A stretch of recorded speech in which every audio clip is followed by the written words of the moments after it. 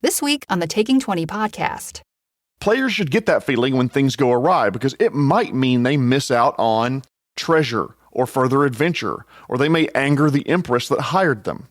Let failures happen and give the players leeway to come up with a creative solution to the problems in front of them.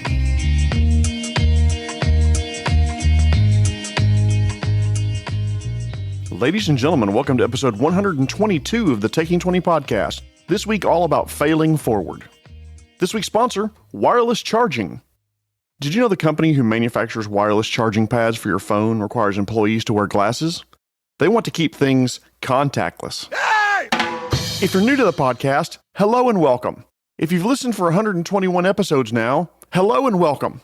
If you like this episode, please help spread the word. Post to social media, tell your friends or your local game store or gaming groups about it. I'd love to continue seeing this podcast grow, evolve, and improve. Now, before I get started, I've gotten a couple of emails about Paizo announcing that they're converting the Abomination Vaults adventure path to 5th edition. I've even read that this is a harbinger of Paizo's failure with Pathfinder 2e, and they'll only be making 5e content in the future. Let me preface this by saying I have no inside information on this, but I would seriously doubt Paizo's abandoning the Pathfinder game system. Yes, 5e is a powerhouse, and is easily the most popular game system out there. Wizards of the Coast and D&D 5e have years of precedence and version history behind them. I think Paizo is smart to convert existing pre-established adventures to 5e. They've done 95% of the design work already. Now all they have to do is a simple conversion by people who know both systems. Actually, if you look at pictures of the proposed product, and I'll grant you that the art is probably placeholder, the word Pathfinder dwarfs the size of the game system 5e on the label. Rather than a sign that they're leaving 2e behind, I think this is a way for Paizo to introduce the Pathfinder 2e game system to existing 5e players. I'm not much on RPG version wars. Play what you want to play and play what you enjoy. Will I purchase it and read it through? Absolutely. Will I do a side-by-side comparison of the 2e version to hopefully make me a better DM in both systems? Most assuredly. Thanks for listening to my rambling. Now on with the show. So what the heck do I mean by failing forward? Failing forward means that a person embraces failing as a stepping stone for future success. To fail forward means that you have chosen to value every failure for the lessons that it can teach you, and then apply those lessons to your future efforts, even if those efforts might also result in failure.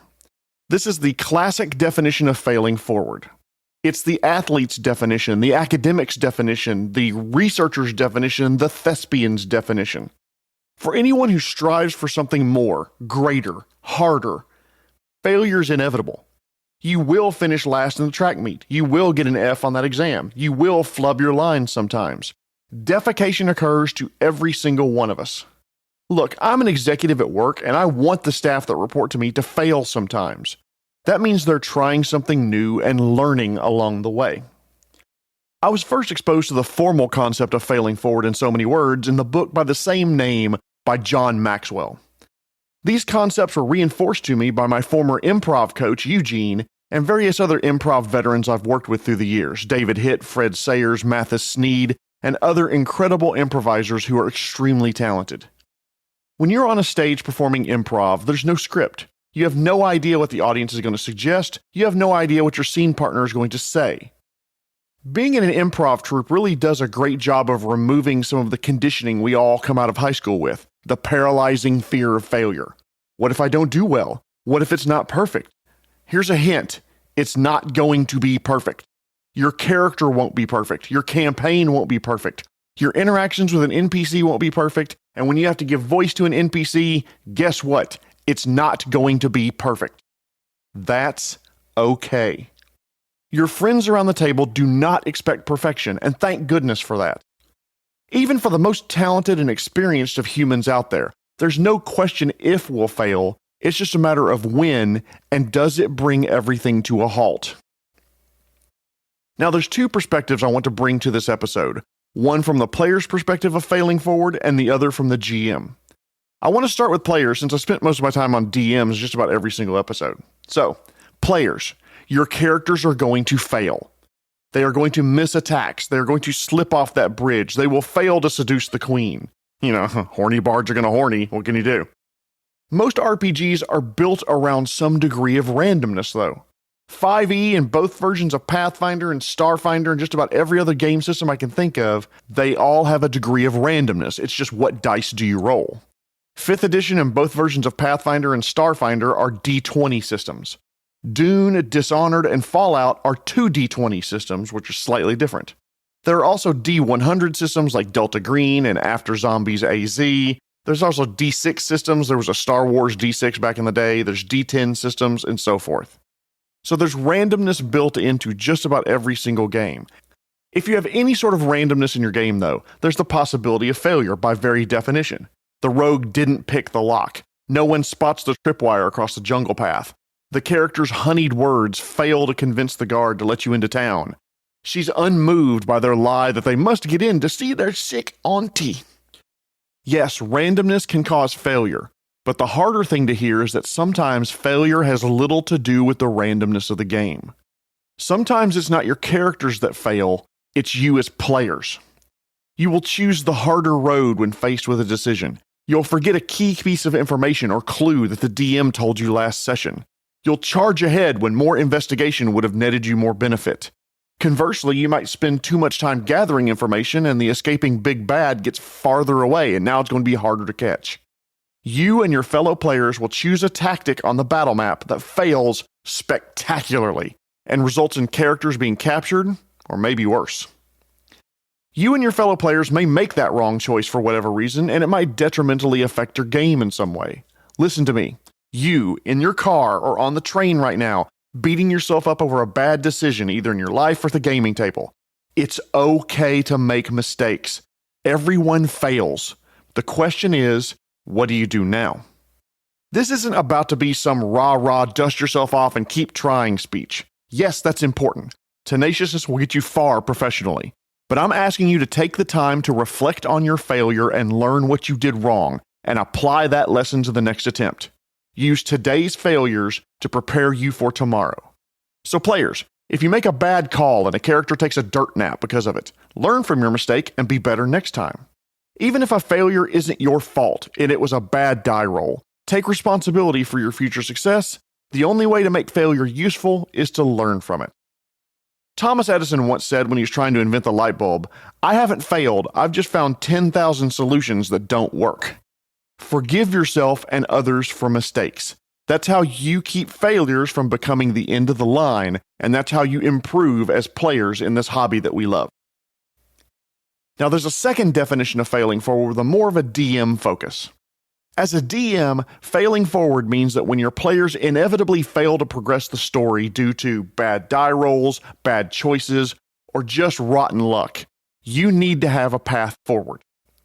Failing forward for you as a GM begins with the design of the adventure. As you're designing your adventure, the layouts, the plot points, and everything that comes along with it, avoid single points of failure in the design of your adventure. It's best to always have multiple possible paths to keep the adventure moving along. To give credit where credit is due, the game series Fallout, all the way from the oldest Fallout 1 all the way up to the modern version, they are great at this. Locked doors can be picked, or maybe electronically unlocked, or forced with brute strength. All of them are options. Yes, there were times when you completely crap the bed and fail a check enough times that one of those avenues is closed to you temporarily or maybe even permanently. But there's always another way to accomplish your mission and goal.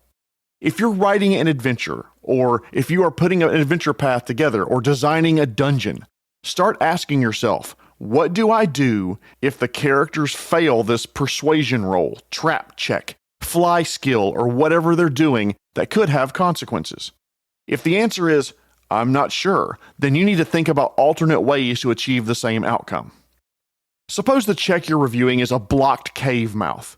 What if the party doesn't have the strength to move all the boulders? Could someone with stone cunning find a way to cleverly use leverage to move boulders easier? Could they dig their way around it, break up the boulder? All those are possibilities. Remember, you as the DM should be presenting situations to the players, and the players should be creatively improvising a solution to the situation. Then you as the DM determine what check or checks need to be made. If the players repeatedly fail their primary solution to a situation, there's nothing wrong with your suggesting alternatives even from behind the screen. What if they get trapped? What if the water gets above their heads? What if they can't find the glyph that drains the room? You'd know better even though you're sitting behind the screen. You're the one that designed the room to begin with or read the adventure. Another thing to consider is that sometimes players and characters have different stats. I will roleplay characters with very high intelligence even if I don't have it. So you may have somebody who's sitting at your table who, bless their heart, may not have an 18 intelligence in real life, but they're playing a character who does. There's nothing wrong with saying your character would know that blank, whatever blank happens to be, to give the characters a nudge to go towards the right direction to moving the adventure forward. But you do have to have alternatives ready. And the best time to think about those alternatives is when you're designing the adventure or preparing for the next session and reading the pre-existing adventure. Another important tip, failure must be an option. Failing forward as a concept is often taken to mean I will never let the players fail at a task. No. Really, it means I will never let player failure grind the game to a halt. If all you ever do is keep the player characters from failing, they're going to try anything and everything, and when it works, they're going to try it again, but this time it's going to be crazier. The bridge is falling apart around me. I'm going to walk up the falling stones to keep from plummeting to my death. All right, Legolas, make me an athletics roll, even though that's not how physics works, kids.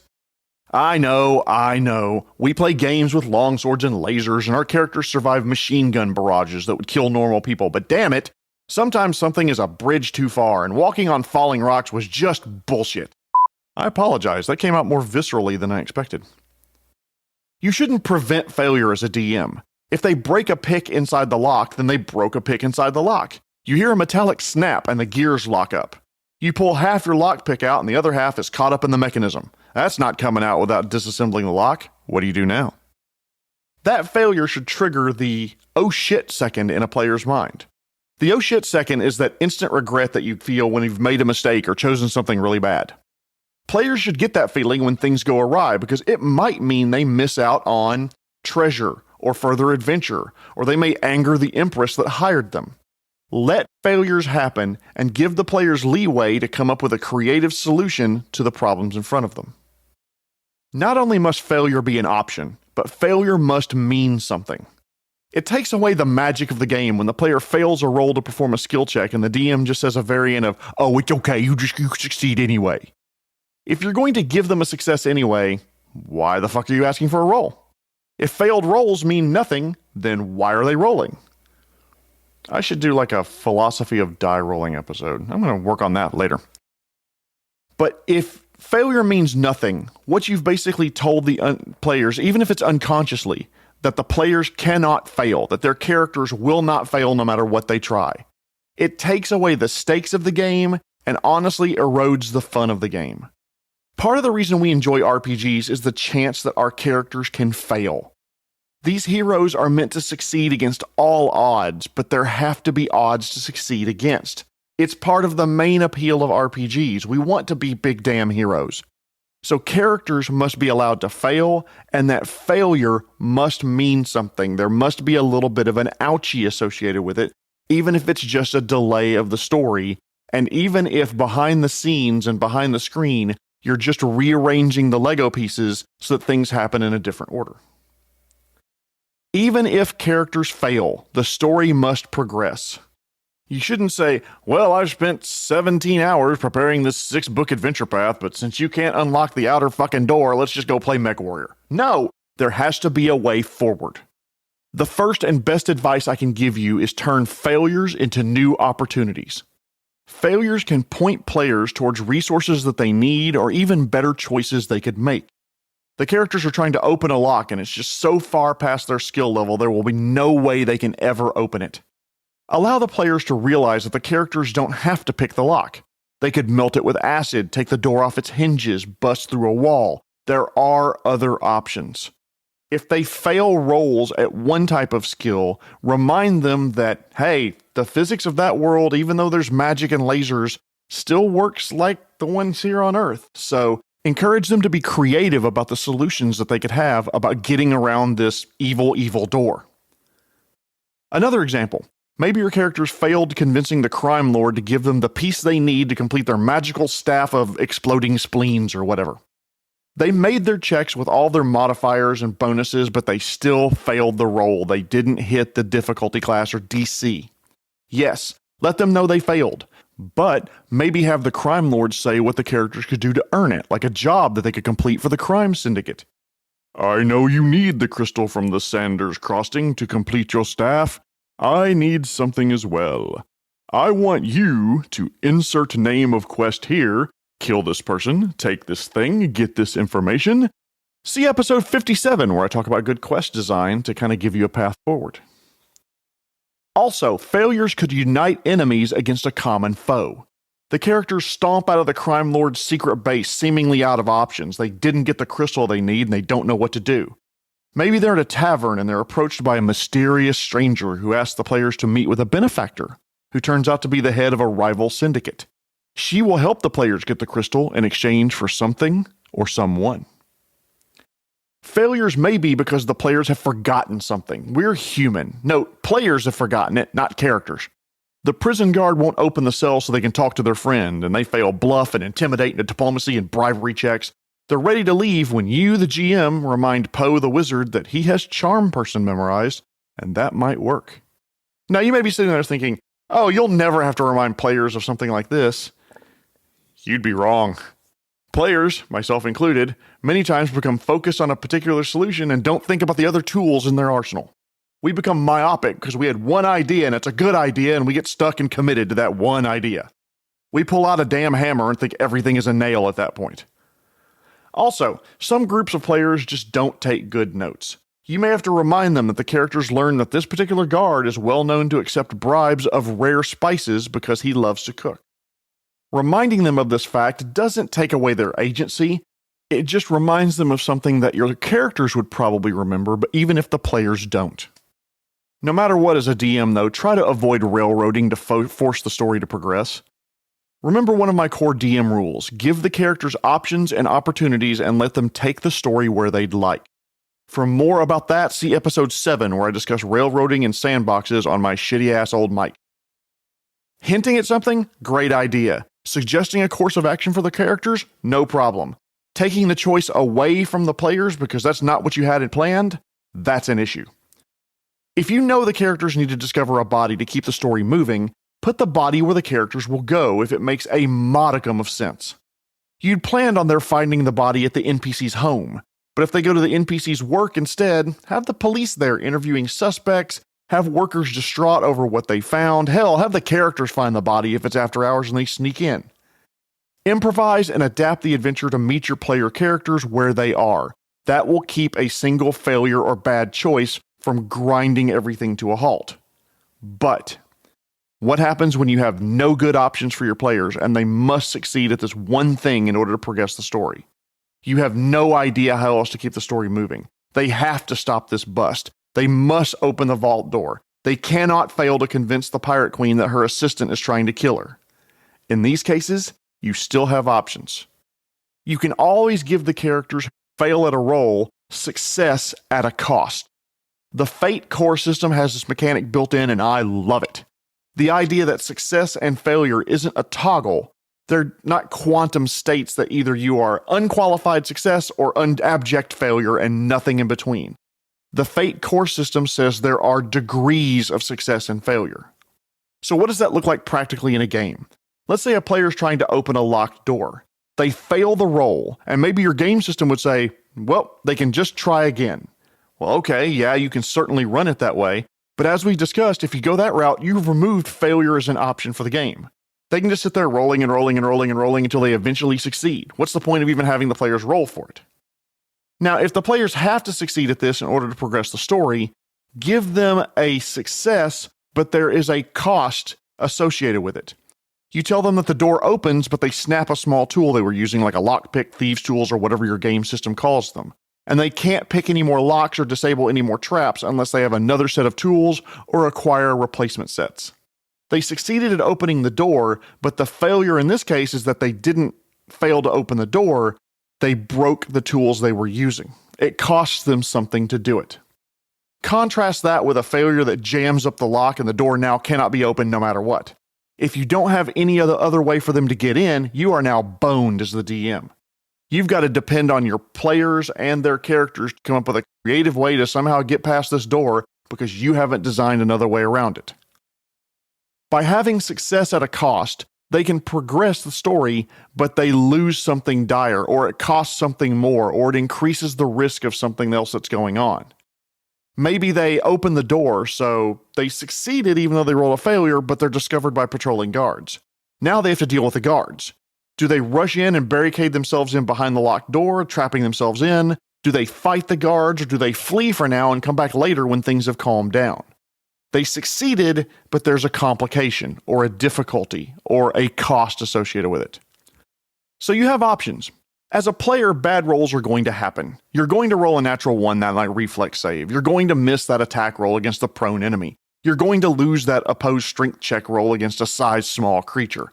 Embrace the failure as a story beat, narratively describe it as a bad set of circumstances, and move on. DMs, when you're designing your adventures, avoid single points of failure if at all possible. Think about what would happen if the characters would fail these particular saves or skill checks as you're preparing to run the adventure that night and designing the adventure, and have alternate paths that they could take, alternate solutions that maybe they could come up with. Remind them of information they may have forgotten along the way that could help them. Bring back enemies of enemies that could be temporary allies. Consider adding success as a cost, or keep the story progressing some way, and you and your table, I promise, will have fun doing it. If you like this podcast, please consider helping me spread the word about it. Tell your friends, share a story on Insta, retweet something of mine. I would greatly appreciate it. Tune in next week when I'm going to interview professional DM Paul Lazaro about how to DM for younger players. Should be really, really interesting. I know he has some great perspectives because we've talked a couple times already. Before I go, though, I want to thank this week's sponsor, wireless charging. I think wireless charging companies would be a good investment in the future. At least, that's what I've induced. This has been episode 122, all about failing forward. My name is Jeremy Shelley, and I hope that your next game is your best game.